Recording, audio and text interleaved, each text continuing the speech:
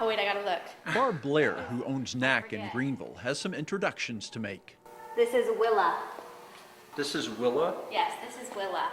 Barb takes used furniture, adds her own artistic touch, and gives it new life. She also names each piece that she transforms. Sometimes it's the crazier sounding, the better for me.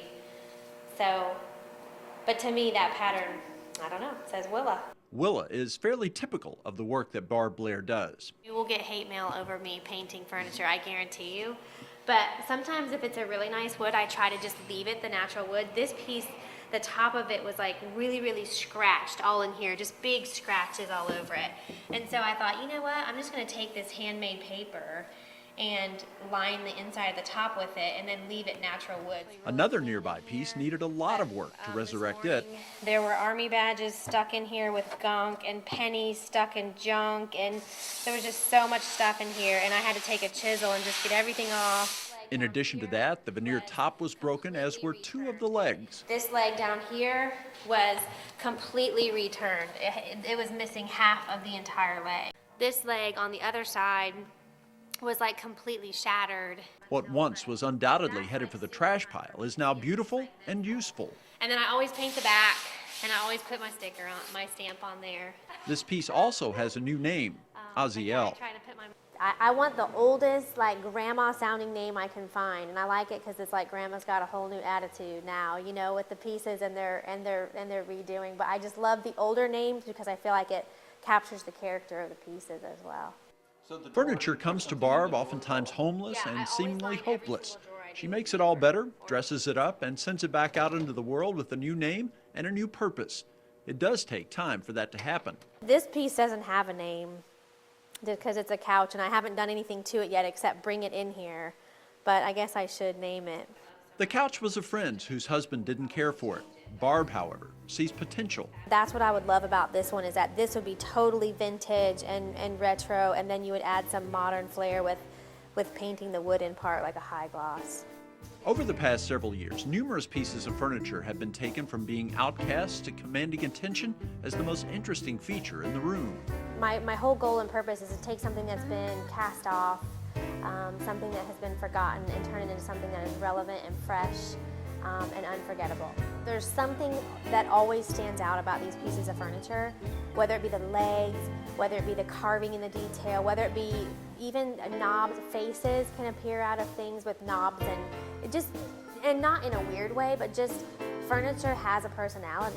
I think the cool thing about finding these pieces that have been used is that they've been somewhere in someone's home, they have a story to tell, and I'm kind of trying to bring that out as I recreate them and name them.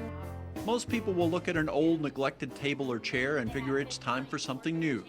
Barb Blair views that same furniture in a totally different light. When I see a piece, a design plan automatically starts to form in my head of what it's going to be. Barb got to this point for two reasons. She was looking for some line of work that would be flexible enough so that she could care for her two children. At about that same time, the family moved into a new home. It just kind of happened naturally because we moved into a house about 10 years ago that was built in the 70s, and there were kitchen cabinets that were just dark brown wood, and you know, we can't have dark brown wood. We couldn't afford to tear out all the cabinets and put in everything brand new, and so I said, well, I'm going to paint them, and that was kind of the beginning for me. I fell in love with the transformation process. After redoing some pieces for herself and for friends, Barb figured she would get a booth at a local antique store to see if others would buy into what she was doing. That was a huge step for me. I first opened up a booth at Southern Estates Antiques here in Greenville, and within the first week had sold almost everything in the booth. And that was kind of a sign to me that, okay, people like what I do and I can do this. That immediate success inspired her to start her own business, and in 2007, Knack was born. And I always wanted a one-name business, and then I looked up Knack, and it means like a clever, adroit way of doing something, and it just fit. Knack has flourished, more so than Barb could have ever imagined. It's been really, really good to me. I feel like things are just kind of starting to really blow wide open. She has used social media and seized the opportunity to show her work and talk about the business on a New York-based website called Design Sponge. And because of all of the online attention that I've gotten. It has really, really grown my business. It's all resulted in her abilities being recognized far from her home base in Greenville. She sells pieces to customers all over the country. And for my clients in San Francisco and Seattle and New York, you know, to email me and just tell me how great the piece looks in their home and how happy it makes them. To me, that's all I need.